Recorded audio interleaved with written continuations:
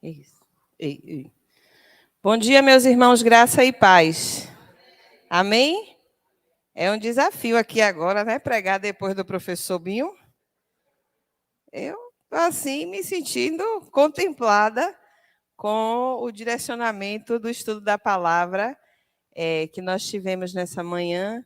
Que Deus possa estar cada dia e vez mais abençoando a vida do nosso irmão Israel, que demorou eu entender que o nome dele era esse, porque Samuquinha não é de confiança, né?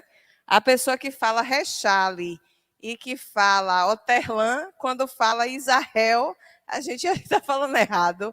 E aí, graças a Deus, nós fomos apresentados ao irmão Binho e a gente tem a alegria de ver, né, que as sementes plantadas na vida dele estão florescendo e frutificando. E nessa manhã nós estamos dando início ao mês da juventude. Agosto, tradicionalmente, é o mês dos jovens, esse é o nosso primeiro domingo.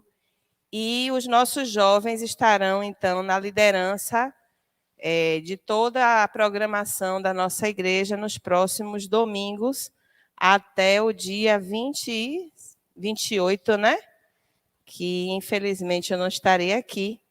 Mas onde estiver, estarei orando e pedindo a Deus que abençoe cada vez mais a vida de vocês. E para este mês, os nossos jovens, conforme já foi divulgado aí amplamente nas nossas redes sociais, escolheram o tema Onde está o amor? E é uma pergunta, né, Mimi? Mimi fez uns vídeos, eu queria ter inteligência para aprender a fazer aquilo, porque eu acho maravilhoso, né? Onde está o amor? Essa é a pergunta que os jovens estão nos fazendo durante esse mês de agosto, e é a esta pergunta que os convidados tentarão responder durante os próximos dias. Mas, para mim, não ficou a pergunta, né? Eu acho que, para mim, ficou o momento anterior e ficou de eu falar nesta manhã sobre a essência do amor.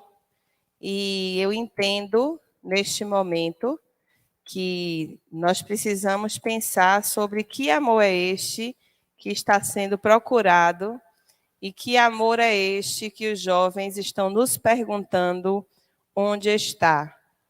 E, para isto, eu gostaria de convidar os irmãos nessa manhã a abrirem as suas Bíblias na Carta Universal, na primeira Carta Universal que João escreveu às igrejas. Então, 1 João, capítulo 4, e mandaram eu ler o 18, mas nós vamos ler do 11 ao 21, porque faz parte da juventude desobedecer, rebelar-se, questionar as ordens que são dadas, né? Faz parte da juventude, e que bom que é assim. Às vezes nós cristalizamos conceitos que depois nem faz sentido, não fossem os jovens nos perguntar por quê, talvez nós nunca parássemos para pensar sobre que decisões foram essas que a gente tomou lá atrás. Por exemplo, não tomar manga com leite. Né? Por que é mesmo que não se toma manga com leite? Mãe dizia que faz mal, né?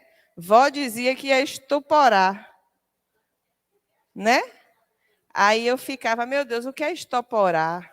Hoje eu já sei que estoporar é dar um AVC.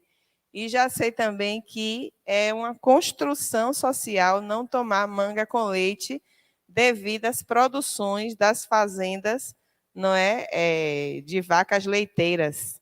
E aí, como a produção não podia ser desperdiçada, dava-se manga aos trabalhadores de manhã e dizia a eles que manga com leite fazia mal, para eles não tomarem o leite das vacas na hora da coleta.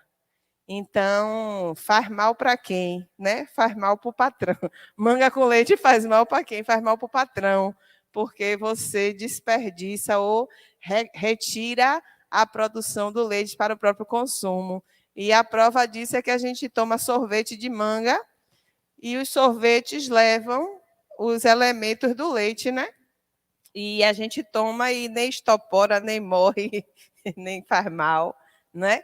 Mas se alguém não perguntar por quê, então a gente corre o risco de cristalizar aí alguns conceitos já superados pelos estudos e que não têm base necessariamente de estudos, base científica, mas é de uma construção e que a gente leva adiante. Por outro lado, quando a avó dizia a gente assim, acabou de comer, descansa, né?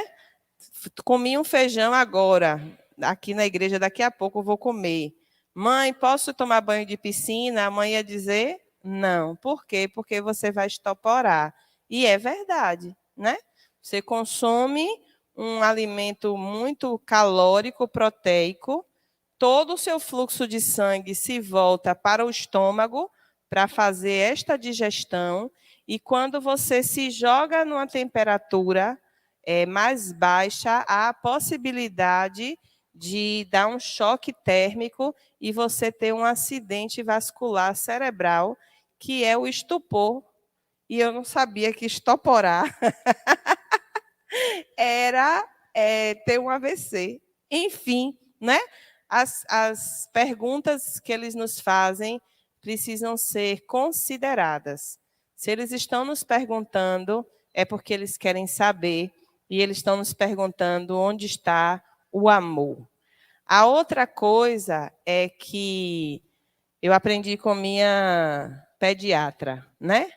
Quando uma criança pergunta, se ela sabe elaborar a pergunta, ela tem também maturidade para ouvir a resposta. Então, as crianças costumam fazer perguntas difíceis para a gente, não é? Mãe, como foi que eu nasci? Aí a gente quer criar 1001 fábulas, né? Do feijãozinho ao caroço da melancia, do repolho até não sei quantas coisas a gente é capaz de inventar para não nos confrontarmos com aquilo que a criança está nos perguntando. Mas aí a minha pediatra diz assim, ó, quem tem maturidade para perguntar, tem também maturidade para ouvir a resposta. E a única coisa que você precisa se certificar é o que é que de fato ela está perguntando. Porque quando uma criança pergunta de onde eu vim, ela não está perguntando à mãe como é que faz sexo. Não é isso que ela está perguntando. Ela está perguntando como foi que ela chegou aqui. Aí a gente segura a mão na cabeça, né, Balbina? Porque fica constrangida, mas a criança não está perguntando do seu constrangimento. Ela quer saber como é que ela foi formada, como é que ela chegou, né, a existir. E a gente fica ali constrangida, cheia de dedo, mas a gente também tem que certificar o que é que a criança está nos perguntando, o que é que o outro está nos perguntando. E a outra coisa que a gente precisa saber é o que é que ela já sabe sobre isso e como ela ficou sabendo, né? Então, como foi que isso te despertou para você perguntar sobre isso? E o que é que você já sabe sobre isso? Eu sempre faço isso com as minhas, né? Mãe, o que é isso? Aí eu devolvo na mesma hora. O que é que você sabe sobre isso? O que é que você pensa sobre isso? E como foi que você ficou sabendo? Qual foi a fonte que você teve acesso a isso? E a gente está diante de uma pergunta de uma geração mais nova que a nossa. Então, a gente já sabe que eles têm maturidade para perguntar, então vão ter também maturidade para ouvir as respostas.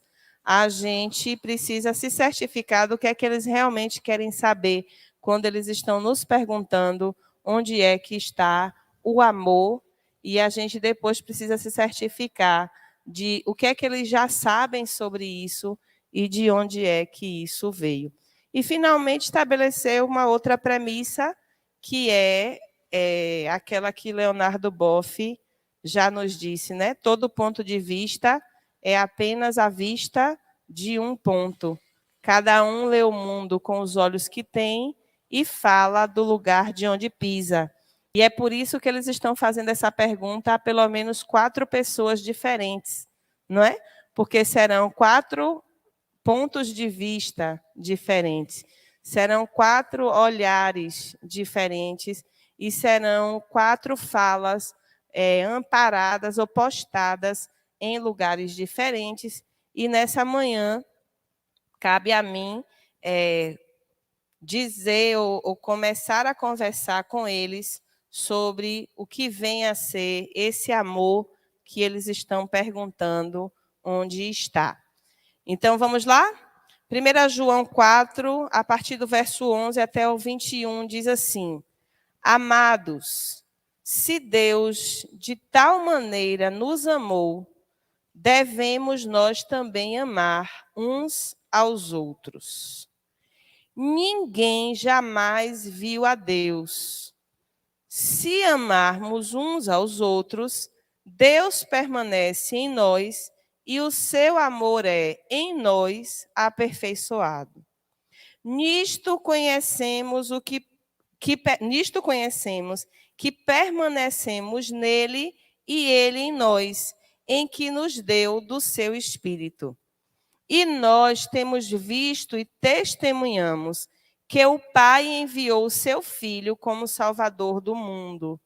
Aquele que confessar que Jesus é o Filho de Deus, Deus permanece nele e ele em Deus.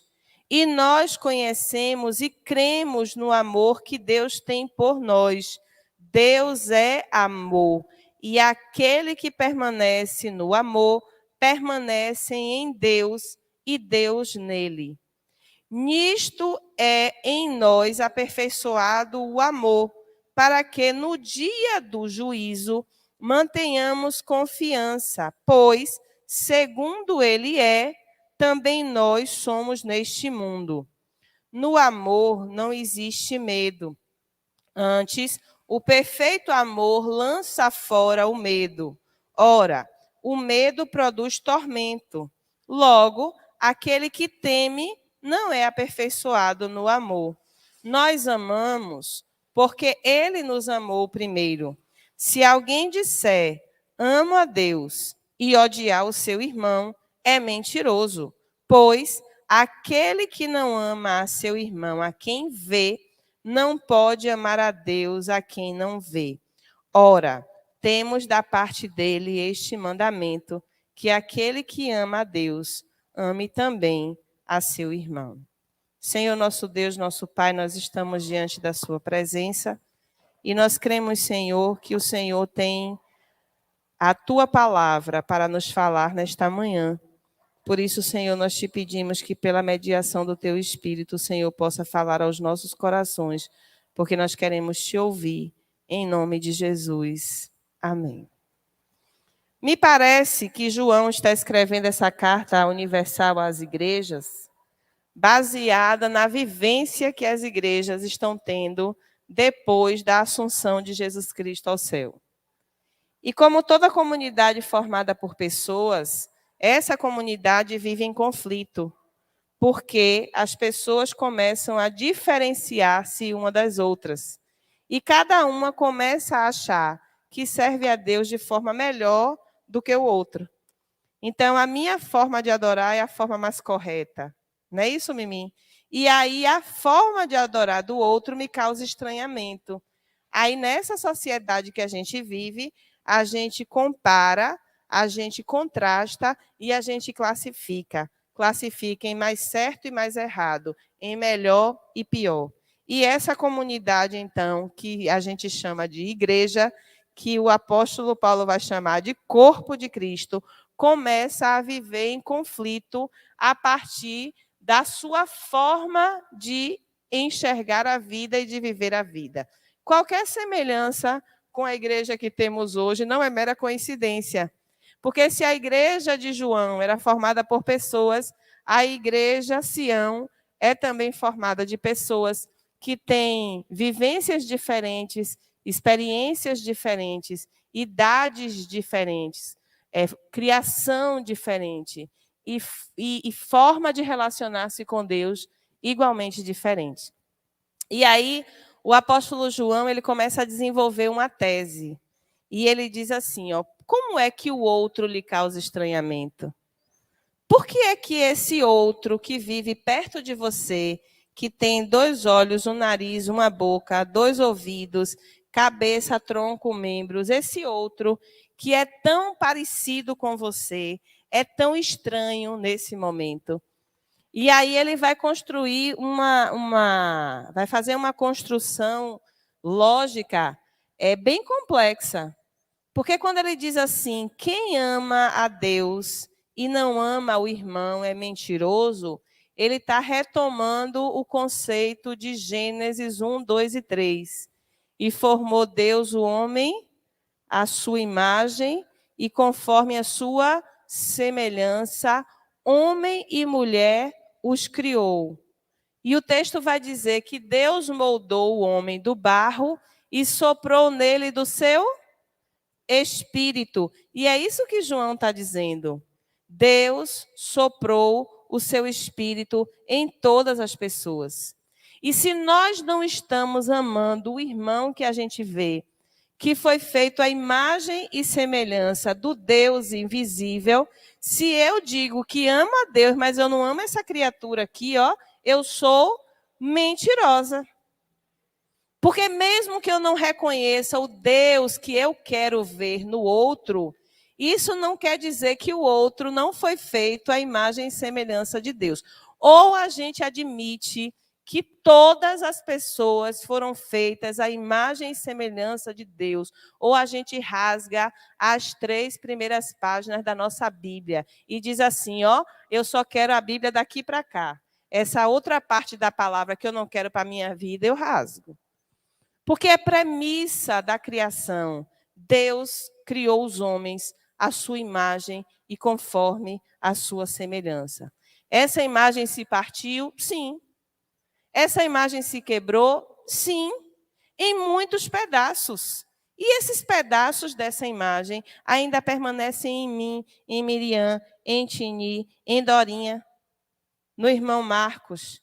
Pedaços dessa imagem ainda estão em mim. E ou eu aceito a premissa de que o outro é feito à imagem e semelhança de Deus, e, portanto, ele precisa ser alvo do meu amor, ou eu rasgo as páginas do Gênesis e digo assim, ó, eu creio na minha Bíblia, eu não creio nessa Bíblia que é a palavra de Deus. Então, a construção desse pensamento, ela é muito requintada. Porque no nível da compreensão, a gente entende que o outro é a imagem e semelhança de Deus. Mas no nível da vida, a gente se distancia mais do que a gente se aproxima. A gente se desconecta mais do que a gente se liga ao outro, em nome daquilo que eu estabeleci como sendo o mais correto. E, geralmente, o mais correto sou eu mesmo.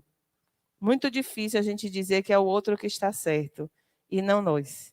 E é isso que os nossos jovens estão nos perguntando, onde é que está a essência desse amor descrito em João, no capítulo 4, 1 João 4, de 11 a 21. Há um filósofo grego, e isso se traduz em outros ditados, que diz assim, quem navega sem destino, qualquer vento é favorável. Então, se você não sabe para onde vai, qualquer caminho é caminho. O filósofo Zeca Pagodinho traduz isso dizendo, deixa a vida me levar, vida leva eu. Para onde? Para qualquer lugar. Se me levar para o banco da faculdade, está bom. Mas se me levar para a boca do lobo da sarjeta, está bom também, porque eu estou seguindo o fluxo sem fazer escolhas e sem pensar sobre as escolhas que eu estou fazendo.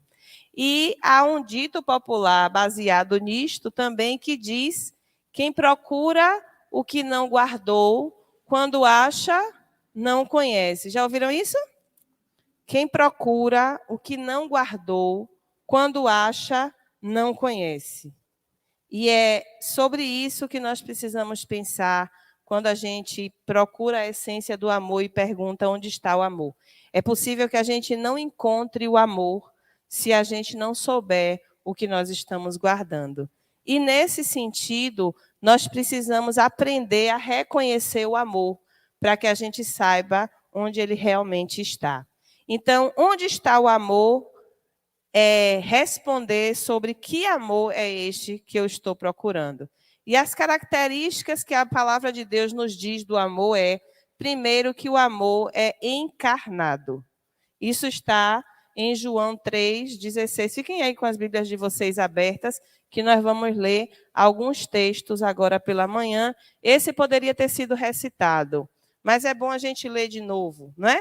João 3,16 diz: porque Deus amou o mundo de tal maneira que deu o seu Filho unigênito para que todo aquele que nele crê não pereça, mas tenha a vida eterna. O amor é encarnado. O amor não se dá fora do corpo. O amor não se dá fora da carne. Embora as pessoas digam que existe amor platônico, que é aquele amor intelectual, que você ama o outro à distância. Mas o amor, e o outro nem sabe, não é isso, Valbina? Mas o amor é encarnado. Tende em vós, né, é o paralelo que a gente faz com João 3,16. O mesmo sentimento que houve em Cristo Jesus, que existindo em forma de Deus, não apegou ao fato de ser Deus. Antes esvaziou-se a si mesmo, tomando a forma de homem. Como é que esse amor de Deus chega até nós? O amor de Deus chega de forma encarnada. Não existe amor fora de contexto. Não existe amor que não seja em relação a. Nós existimos em relação. Nós existimos na relação com o outro. É nesse contato com o outro que nós existimos e que damos fluxo à vida. Então, é preciso amar o outro na sua encarnação. E que encarnação é esta? Que vida é esta que o outro vive? E que vida é esta que eu vivo através deste corpo? E que nós precisamos superar as diferenças que nós encontramos na nossa vida em relação ao outro. Porque na maior parte das vezes o outro é o inimigo. O outro oferece perigo. O outro nos causa medo e nos causa pavor. Relacionar-se, tocar na vida de outra pessoa, talvez seja o exercício mais difícil que a gente enfrenta na vida, porque não é fácil ser mãe de uma criança. Tocar naquela vida, instruir aquela vida, dar a ela tudo o que você pode, amá-la sobre todas as coisas. E, de repente, aquela mesma criancinha, ela é capaz de lhe fazer uma malcriação tão grande que faz você questionar se aquela criança lhe ama mesmo. Ou se você continua amando aquela criança, que depois se torna um adulto, que nos desafia, que nos dilematiza, que se opõe a nós. E mesmo esse vínculo de amor entre mãe e filho, às vezes a gente pergunta sobre ele. E está tudo bem perguntar, porque o amor se dá de forma encarnada. Imagine o chefe que vive perturbando o nosso juízo no nosso trabalho. Que a relação não deveria nem ser de amor, é uma relação tecnicamente profissional, mas ele é uma pessoa e eu sou também. E quando eu entro no dia a dia, no meu trabalho, eu estou levando no meu corpo tudo aquilo que eu sou. Eu estou levando os meus medos, eu estou levando os meus problemas. Eu estou levando o dia que eu briguei com meu marido e que eu não cheguei lá bem. Eu estou levando o dia que eu fiz super feliz no fim de semana e, infelizmente, a segunda-feira chegou. Eu estou levando essa insatisfação comigo. Eu estou levando os meus problemas financeiros, os meus boletos que estão lá para pagar, e eu não sei como. Então, quando eu chego nesse meu lugar de trabalho, neste corpo, eu estou levando tudo o que eu sou, e o meu chefe está vindo com tudo o que ele é. E essa minha colega de trabalho, que eu digo que é invejosa, que é isso, que é aquilo, que quer perturbar meu juízo, que quer... Sabe? Ela também está chegando com tudo que ela é. E as relações se dão nesse nível das pessoas que somos, a partir das nossas histórias, das nossas vivências, mas esse amor não está descontextualizado. Não tem como amar alguém que não exista no corpo. Tanto não tem que o João vai dizer: quem ama a Deus que não vê, e quem ama a Deus que não vê e não ama o diacho do irmão que a gente está vendo, é o quê? Mentiroso, porque esse amor é encarnado. Ele tem que se desenvolver nessa vida de cão, muitas vezes, que a gente vive. Ou nessa vida de flores, que a gente também vive. Porque a vida tem vários momentos. E mesmo nesses momentos, nós precisamos admitir que este amor que os nossos jovens estão procurando é um amor que é encarnado. Ele existe no corpo, ele existe na vida, ele existe dentro de um contexto. Mas o texto também vai nos dizer que o amor é o melhor jeito de viver. Que você pode entender que há outras formas de viver no mundo. Você pode viver a partir das relações de poder. Você pode viver a partir dos bens que você conquistou. Que você pode viver em relação às suas conquistas que lhe trazem conforto. Mas, ainda assim, viver em amor é o melhor caminho. E não sou eu que estou dizendo, não. Vamos lá para 1 Coríntios 12, que é uma igreja que não é melhor do que a que João está escrevendo. E talvez não seja nenhuma igreja melhor do que a nossa, não é? Porque a nossa igreja, graças a Deus, é encarnada. Ela é feita de gente. E de gente que se estranha. Não é?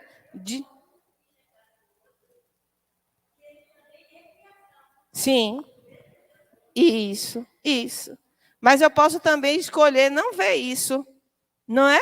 Porque as mães sempre dizem, né? Os 5 dedos das mãos são irmãos, mas não são iguais. Porque, às vezes, até dentro da nossa casa, entre os nossos irmãos, vindo da mesma mãe, do mesmo pai, a gente não consegue se ver nas atitudes que o outro tem. E essa encarnação nos desafia a viver este amor como o melhor jeito, o melhor caminho, a melhor opção. Porque diz assim a palavra de Deus: a respeito dos dons espirituais, eu não quero, irmãos, que sejais ignorantes. Sabeis que outrora, quando erais gentios, deixáveis conduzir-vos aos ídolos mudos, seguindo erais guiado. E por isso vos faço compreender que ninguém que fala pelo Espírito de Deus afirma anátema, que Jesus é maldição, né? Por outro lado, ninguém pode dizer que Jesus é o Senhor se não for pelo Espírito. Ora, os dons são diversos, mas o Espírito é o mesmo. E também há diversidade nos serviços, mas o Senhor é o mesmo. E há diversidade nas realizações, mas Deus é o mesmo que opera tudo em todos. A manifestação do Espírito é concedida a cada um, visando a um fim proveitoso, porque a um é dado mediante o Espírito a palavra da sabedoria, e a outro, segundo o mesmo Espírito, a palavra do conhecimento, a outro no mesmo Espírito a fé, e a outro no mesmo Espírito dons de curar, a outro operações de milagres, a outro profecia, a outro discernimento de espírito, uma variedade de línguas e a outra capacidade para interpretá-las. Mas um só é o mesmo Espírito, que realiza todas estas coisas, distribuindo-as como lhe apraz a cada um individualmente. Porque assim como o corpo é um e tem muitos membros, e todos os membros, sendo muitos, constituem um só corpo, assim também com respeito a Cristo. Pois em um só Espírito todos nós somos batizados em um corpo, quer judeus, quer gregos, quer escravos, quer livres, e a todos nós foi dado beber de um só Espírito. Porque também o corpo não é um só membro, mas muitos. Se disser o pé, porque não sou mão, não sou do corpo, nem por isso deixa de ser do corpo. Se o ouvido disser, porque não sou olho, não sou do corpo, nem por isso deixa de o ser. Se todo o corpo fosse olho, onde estaria o ouvido? Se todo fosse ouvido, onde estaria o olfato? Mas Deus dispôs os membros, colocando cada um deles no corpo como lhe aprouve. Se todos, porém, fossem um só membro, onde estaria o corpo? O certo é que há muitos membros, mas um só corpo. Não podem os olhos dizer à mão, não precisamos de ti, nem ainda a cabeça aos pés, não preciso de vós. Pelo contrário, Os membros do corpo que parecem ser mais fracos, esses são necessários. E os que não parecem menos dignos no corpo, a este damos muito maior honra. Também os que em nós não são decorosos, revestimos de especial honra. Mas os nossos membros nobres não têm necessidade disto. Contudo, Deus coordenou o corpo, concedendo muito mais honra àquilo que menos tinha, para que não haja divisão no corpo. Pelo contrário, cooperem os membros com igual cuidado em favor uns dos outros, de maneira que, se um membro sofre, todos sofrem com ele, e se um deles é honrado, com ele todos se regozijem. Ora, vós sois corpo de Cristo e individualmente membros desse corpo. A uns estabeleceu Deus na igreja, primeiramente apóstolos, em segundo lugar profetas, em terceiro lugar mestres, depois operadores de milagres, depois dons de curar, socorro, governos, variedades de línguas. Porventura são todos apóstolos ou todos profetas? São todos mestres ou operadores de milagres, e têm todos dons de curar, falam todos em outras línguas, interpretam-nas todas. Entretanto, procurai com zelo os melhores dons, e eu vos passo a mostrar um caminho sobremodo excelente. Ainda que eu falasse a língua dos anjos e dos homens, se eu não tivesse amor, seria como um símbolo que ressoa ou como o bronze que retine. Ainda que eu tenha o dom de profetizar e conheça todos os mistérios e toda a ciência, ainda que eu tenha fé a ponto de transportar montes, se eu não tiver amor, eu nada serei. E aí o texto segue até dizer no final que agora, pois, permanecem a fé, a esperança e o amor, mas o maior destes é o amor. Você pode continuar no caminho da fé, você pode continuar no caminho da esperança, ignorando a existência do outro, mas ainda assim, o melhor jeito de viver na igreja é através do amor. Não tem outro caminho para a nossa vida em igreja que não seja procurando e achando onde está este amor. Qual é o conflito desta igreja? Posições de poder. Embora a gente diga que somos todos iguais perante a Deus, somos todos iguais perante a lei, nós não somos. Nós tentamos nos diferenciar sendo maiores ou sendo melhores do que o outro. E aí, na igreja, havia uma grande polêmica, porque todo mundo achava que o dom das línguas estranhas era o dom sobressalente, era o dom mais importante da igreja. E a igreja, então, entra em conflito. Aí o apóstolo Paulo vai botar todo mundo no mesmo lugar. Esse corpo só é corpo se todos os membros estiverem aqui.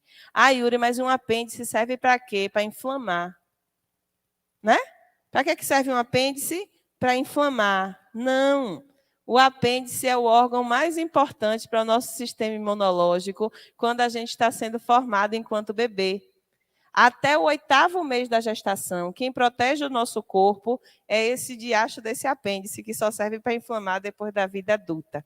Do 8º para o 9º, aí há uma transição da produção de glóbulos brancos, né? Que são os leucócitos que protegem o corpo. Eles saem do apêndice e vêm para a nossa medula espinhal, né? Vem para esse líquido aqui que escorre no meio da nossa coluna, e aí o nosso sistema imunológico migra do apêndice para cá. Mas sem apêndice, ninguém chega até o 8º mês de vida.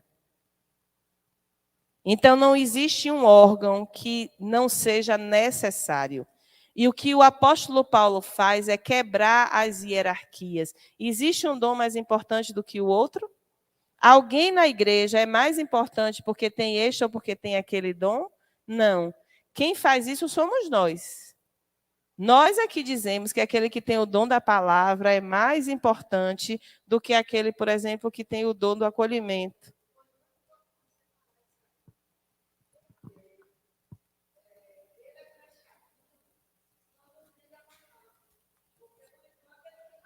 Pois é. Ele é fechadinho ali. E fica ali, não incomoda ninguém. Ele não incomoda ninguém. É. Ah, pois. Ah, pô. É miudinho, menino. Mas se esse miudinho, quase que desnecessário depois na vida adulta, se ele dá problema, ele mata uma pessoa. O pastor está rindo.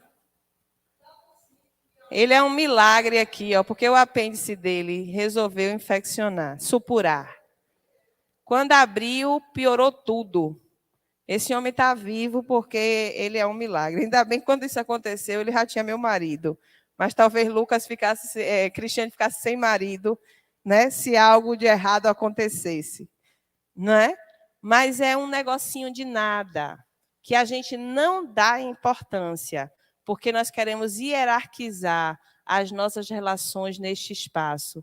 Mas o apóstolo Paulo está dizendo: vocês podem disputar tudo isso aí e viver se digladiando, um matando o outro. Mas eu passo a vos mostrar um caminho que é melhor do que ter dom, ainda que eu falasse a língua dos anjos e dos homens, se eu não tivesse amor, seria como um metal que soa ou como um sino que não retine, ou seja, não tem função social nenhuma, nenhum dom que não é instrumento para abençoar a vida da igreja e do irmão, não vale de nada. Então, entre ter dom e ter amor, que a igreja escolha ter amor, porque esse é o caminho sobremodo excelente.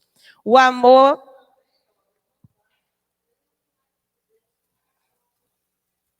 Pois é.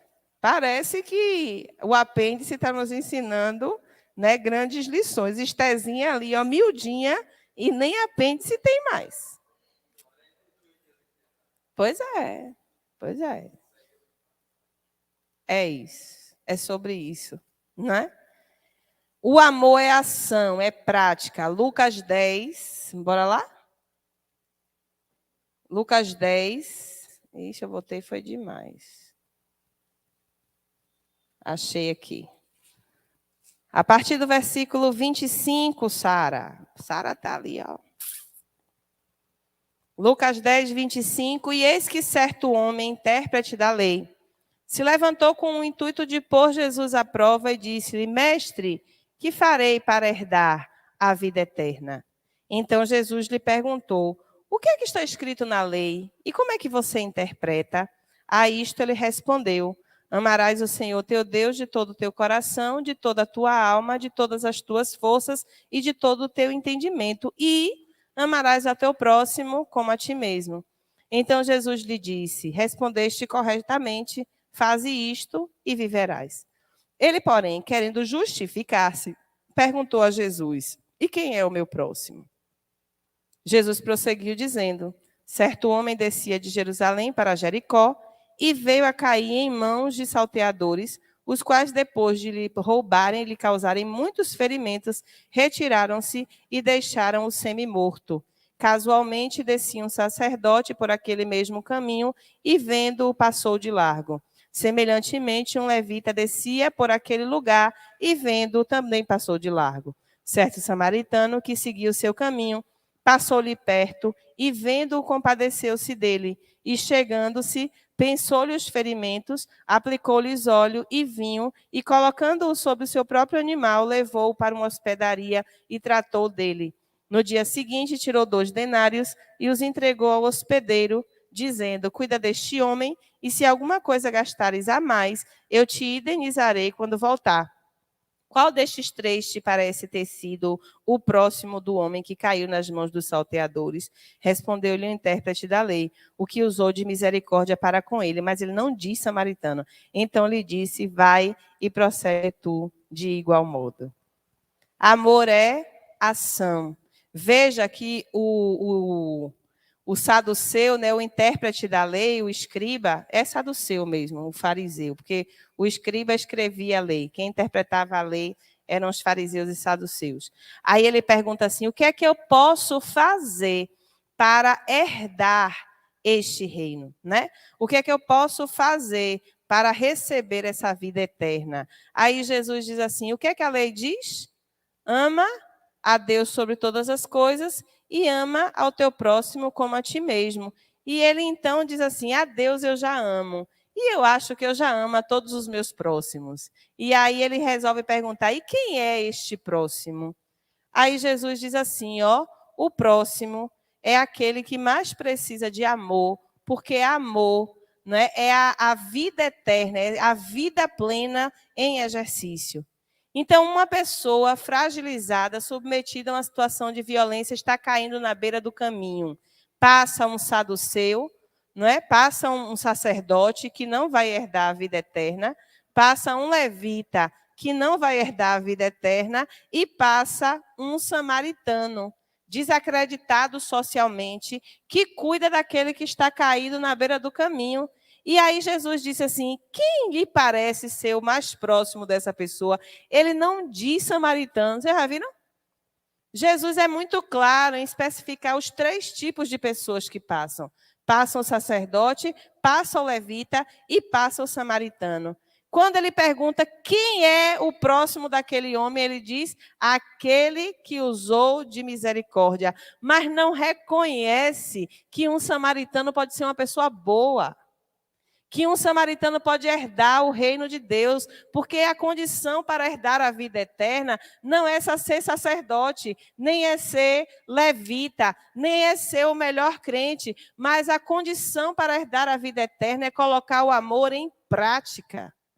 Porque amor não é sentimento.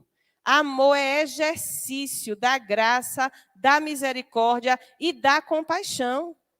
Então, se eu não uso de misericórdia para com o outro, eu não posso dizer que amo a Deus que não vejo, porque eu não estou amando o irmão que eu estou vendo.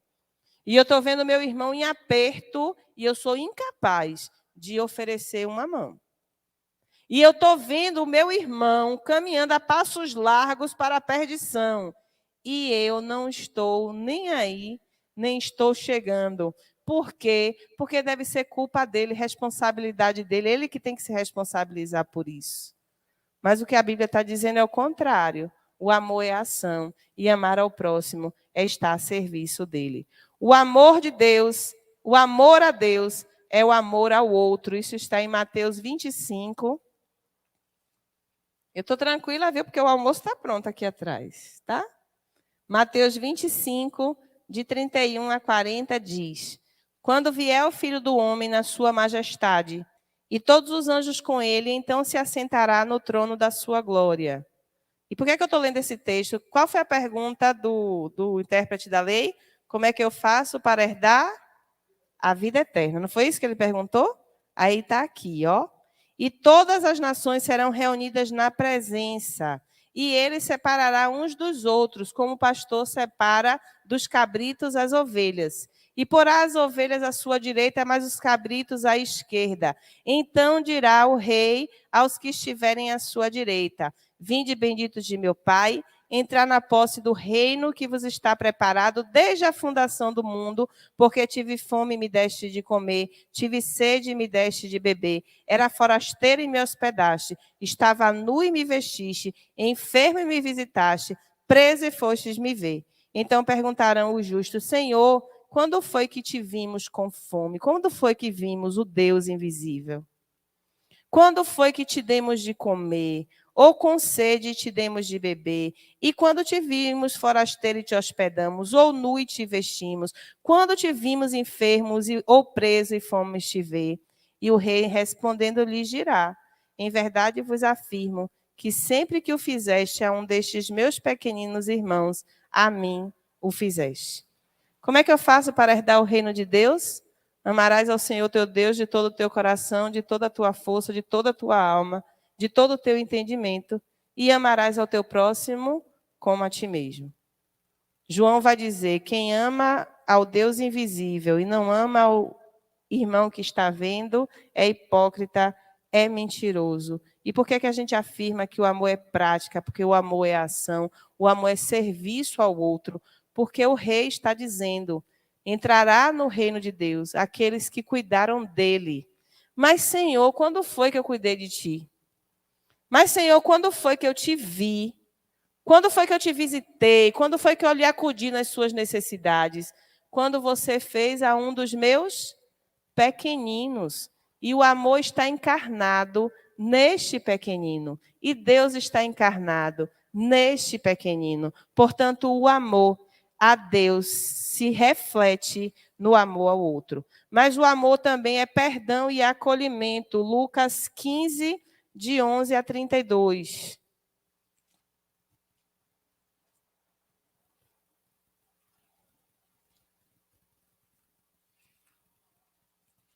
Eu acho que Sara vai chegar lá antes de mim.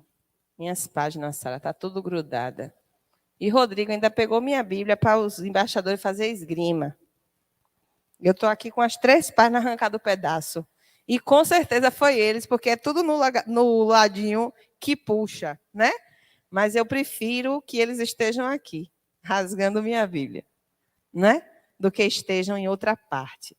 Lucas 15, de 11 a 32, diz a palavra de Deus. Continuou, certo homem tinha 2 filhos. O mais moço deles disse ao pai, pai, me dá minha parte dos bens que me cabe. E ele lhes repartiu os haveres. E passados não muitos dias, o filho mais moço, ajuntando tudo o que era seu, partiu para uma terra distante e lá dissipou todos os seus bens, vivendo dissolutamente. Depois de ter consumido tudo, sobreveio àquele país uma grande fome e ele começou a passar necessidade. Então ele foi e se agregou a um dos cidadãos daquela terra e este o mandou para os seus campos guardar porcos. Ali desejava ele fartar-se das alfarrobas que os porcos comiam, mas ninguém lhe dava nada. Então, caindo em si, disse, quantos trabalhadores de meu pai têm pão com fartura e eu aqui morro de fome? Levantar-me-ei e irei ter com meu pai, e lhe direi, pai, pequei contra o céu e diante de ti, já não sou digno de ser chamado teu filho, trata-me, porém, como um dos teus trabalhadores. E levantando-se foi para o pai, e vinha ele ainda longe quando seu pai o avistou, e compadecido dele, correndo o abraçou e beijou. E o filho lhe disse, pai, eu pequei contra o céu e diante de ti, já não sou digno de ser chamado teu filho. O pai, porém, nem ouviu o que ele estava dizendo, disse aos seus servos, tragam depressa a melhor roupa, veste-o, ponde-lhe um anel no dedo, sandália nos pés, trazei também e matai o novilho cevado, comamos e festejemos, porque este meu filho estava morto e reviveu, ele estava perdido e foi achado, e começaram a regozijar-se. Mas o filho mais velho ficou enciumado quando observou que o amor de Deus, traduzido na figura deste pai, é o amor que perdoa e é o amor que acolhe. Deveria ter mandado ele voltar pelo mesmo caminho. Deveria ter mandado ele voltar para os amigos e para as meretrizes. Deveria ter fechado a porta. Não deveria ter deixado ele entrar. Mas o amor de Deus, traduzido na nossa vida, é o amor que perdoa e que acolhe. Quantas vezes, Senhor? 7 vezes? Porém, eu te digo que não só 7, mas 70 vezes 7. Quantas vezes forem necessárias a gente acolher o caído e ajudá-lo a levantar, é o amor de Deus traduzido na vida da igreja. Nós temos 2 formas de lidar com o bêbado. O bêbado que está ali, caindo na porta do caminho, e quando a gente entrega a sopa, e quando ele entra na igreja, a gente festeja, a gente celebra. Agora, quando esse irmão que é alcoólico, quando ele é adicto, e estando integrado entre nós, bebe um copo de cerveja, e isso serve de escândalo para a igreja, a gente coloca ele de volta na calçada onde ele estava caído e foi resgatado uma vez. Porque a gente ainda não entendeu que o amor de Deus perdoa e acolhe quantas vezes forem necessárias, enquanto nós estivermos a caminho. A gente só não vai poder ajudá-lo a levantar quando o Cristo voltar. Porque aí já não há mais tempo, já não há como fazer isto. Mas enquanto estivermos a caminho, quantas vezes o nosso irmão cair e tropeçar, tantas serão as vezes que nós vamos precisar abrir de novo a porta, vestir roupa de novo, calçar sandália de novo, festejar de novo, porque o filho estava morto e ressuscitou e agora está vivo. E nós ainda não aprendemos essa lição, mas eu espero que a gente aprenda durante este mês, quando a gente souber a resposta de onde está o amor. E, finalmente, o amor é entrega e o amor é mandamento. João 13, que é o versículo que eu já disse a vocês, que é o que eu mais gosto na palavra de Deus. No dia do meu sepultamento, eu quero que leia esse texto. E vocês que estiverem lá terão esse compromisso e essa responsabilidade. João 13, 1b, que diz: tendo amado os seus que estavam no mundo, os amou até o fim. Evangelho de João, capítulo 13. Marque aí, viu, Mirinha? Marque esse texto. Marque esse texto. João 13, 1, parte B. E tendo amado os seus que estavam no mundo, amou-os até o fim. Jesus não nos amou até a morte. Ele nos amou até as últimas consequências que o amor pode levar. E que consequências são essas? Dar a vida, se preciso, por aquele que a gente ama. E aí eu estava indo para Salvador e ouvindo rádio, e aí dizia que um rapaz, Binho, subiu na passarela ali de Candeias para se jogar. E estava ali em cima, a polícia foi, bombeiro foi, ninguém conseguiu tirar ele de lá de cima. Sabe quem foi? Isidoro. E sabe quando foi que ele foi? Tinha no máximo 2 semanas que ele tinha perdido o filho dele. E aquilo ali me maltratou tanto, me chocou tanto a morte do filho. E aquele pai chorando. Era tanta lágrima que ele estava com uma toalha de rosto. Ele não estava com lenço, não. Ele estava com uma toalha de rosto enxugando. E dizendo, Deus me deu, Deus levou, e bendito seja o nome do Senhor. 2 semanas depois, Isidoro estava com a Bíblia dele em cima dessa passarela, junto com esse menino. Aí o menino dizia, eu vou me jogar. E ele dizia, vai jogar 2. Porque se você se jogar, agarrou nele aqui, se você se jogar, cai eu e cai você. Depois de mais ou menos 1 hora e meia de conversa, ele consegue descer com o menino da passarela. As pessoas podem questionar aquele homem de todos os lugares, e às vezes eu também questiono. Mas uma coisa que eu não questiono é o fato dele ser um homem de Deus. E de ter compreendido o que diz essa parábola. Tendo amado aqueles jovens, né, que a sociedade não quer mais. Ele os ama até as últimas consequências que o amor pode levar, que é, se preciso for, morrer com um deles. Nada impedia aquele menino de se jogar dali de cima, minha gente. Nada. E estando grudado nele, nada impedia dele cair junto e morrer também. Mas quando a Bíblia diz que Jesus, tendo nos amado, nos amou até o fim, é disso que a Bíblia está falando. Amor é entrega, mas amor é uma entrega. Não é só uma entrega voluntária.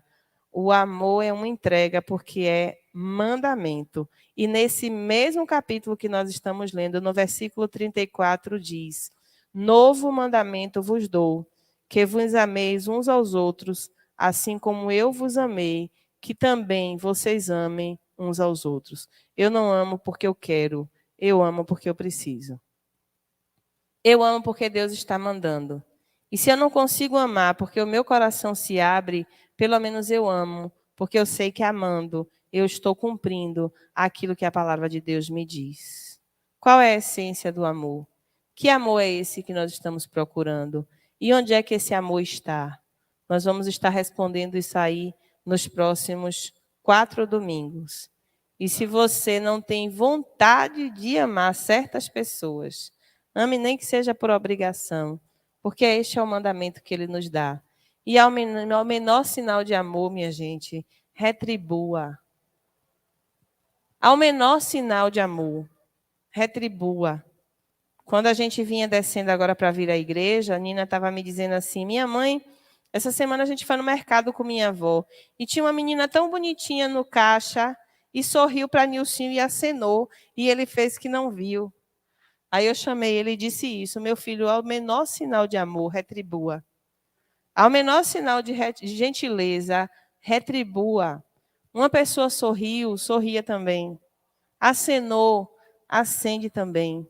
Deu algum sinal de que precisa de você, vai lá, nem que seja por obrigação, porque este é o mandamento que Deus tem nos dado, que vocês amem uns aos outros, assim como Ele nos amou, a despeito do que nós somos.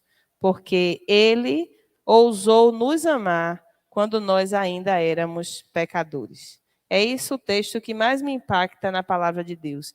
Eu não melhorei em nada para Deus me amar. Ele me amou quando eu ainda era uma pecadora. E que a gente saiba procurar e achar este amor. Amém? Acho que a gente vai orar para almoçar, para pegar quentinha, é isso? Vamos ficar em pé, vamos orar para a gente poder almoçar. Quem vai almoçar aqui, almoça aqui. Quem vai pegar a quentinha, pegar a quentinha e almoçar com a família. É para eu ficar aqui? É porque ela é a liderança dos jovens. Irmãos, é para avisar que com o mês dos jovens a gente também tem que estar arrecadando fundos para poder estarmos fazendo nossas atividades. E que hoje à noite a gente vai estar vendendo cuscuz de tapioca pelo valor de R$5. Leve o meu, viu? Eu não estarei aqui à noite, estarei fazendo a abertura do mês dos jovens de outra igreja, mas leve meu cuscuz para ajudar os meninos a ter dinheiro para fazer as coisas.